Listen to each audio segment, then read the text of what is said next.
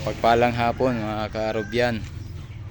Ito na naman ako nagbabalik para magbigay update sa ating munting manukan.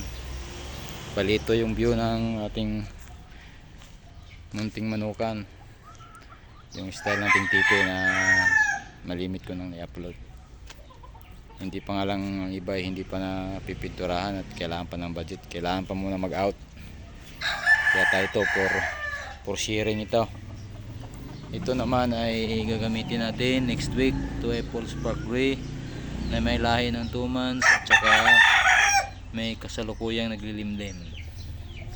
Ito naman ang ating EEG na may palahi na at patuloy na ginagamit para sa early bird at sa darating na local. Ito isa sa mga palahi na natin. Ito ay Beach Black na natin susubukan, bata pa nga lang to. Ito ay 7 months.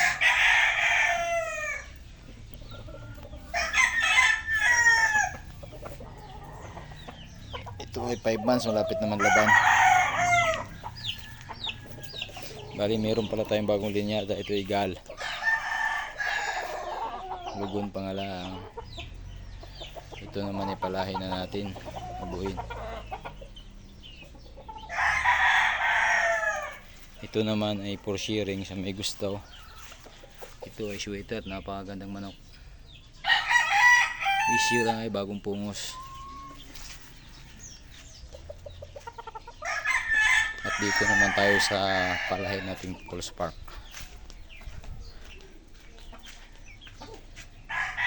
Yan ang unang palahi natin Pulse Spark. At ang pangalawa niya naglilimlim na. Abuhin ang ating ginamit. Yan ay 5 days nang nakalimlim. Ito naman isa sa yung isang EEG pa natin ginagamit.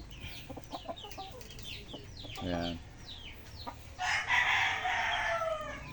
At yan ay may mga anak na. Yung EEG natin ay may mga anak na. Itong mga palahi natin sa EEG. Ito. Yan. Very healthy. Yan. Kita nyo na busog ang butsi. May laman ng butsi. Pure usog. Sana ay lalaking healthy at maraming tandang sana. Pero sa tingin ko ay lamang na lamang sa tandang.